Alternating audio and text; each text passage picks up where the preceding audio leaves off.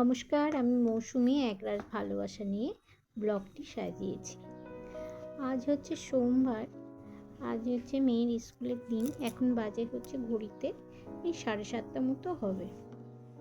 ওদের স্কুল বসে 8:10 থেকে একেবারে দুপুর 2:10 পর্যন্ত, এতক্ষণ স্কুল হয়।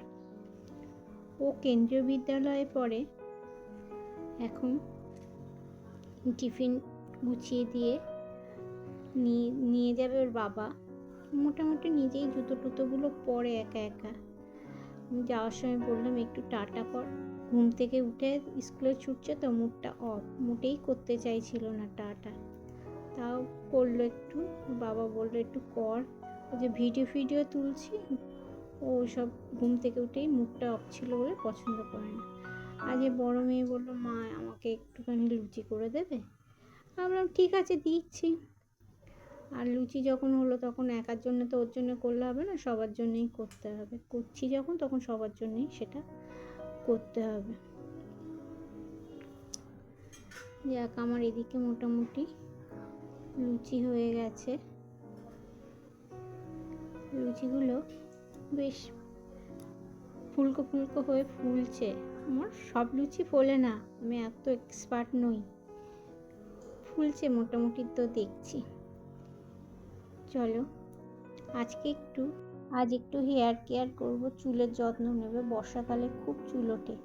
এই তেলটা না আমি পেঁয়াজ আর তোমার নিম পাতা দিয়ে ফুটিয়ে সেটাকে ছেঁকে একটা শিশিরের মধ্যে, মানে একটা তেলের এর মধ্যে ভরে রেখেছিলাম। এটা যখন আমি শ্যাম্পু করি তখন এটাকে চুলের মধ্যে লাগিয়ে নিবে। রাত্রেই করি, কিন্তু আমি গতকাল রাত্রে না ভুলে ছিলাম না বাড়ি, এক জায়গায় গেছিলাম, এসে আর তখন ভুলেও গেছিলাম, আর ভালোও লাগছিল না।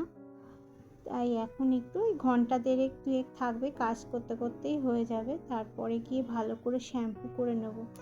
আমি এর মধ্যে অনেক সময় আমলকি মেশাই, যখন যেরকম পাওয়া যায়। আমলকি, তারপরে জবা ফুলের কুঁড়ি।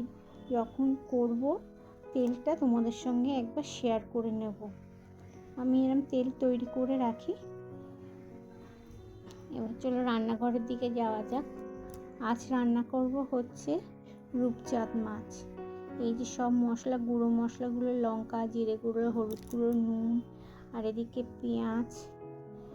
এই যে মাছটা ভাজা হয়ে গেছে, এর মধ্যে জিরে ফোড়ন আর গরম মশলা দিয়ে দিয়েছি, ওই এলাচ টেলাচ। তার মধ্যে কুচনো পেঁয়াজ দিলাম।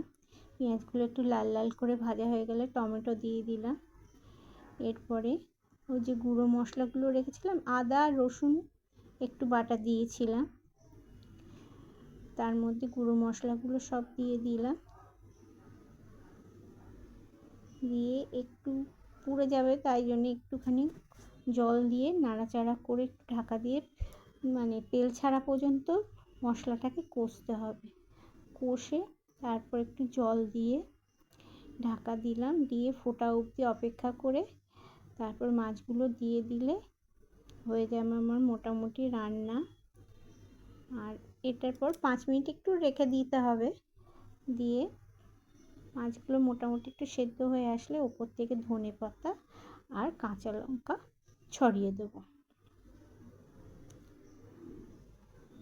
তোমাদের যদি ভিডিওটা ভালো লাগে তাহলে তোমরা লাইক, কমেন্ট আর সাবস্ক্রাইব করতে ভুলো না কিন্তু। টাটা।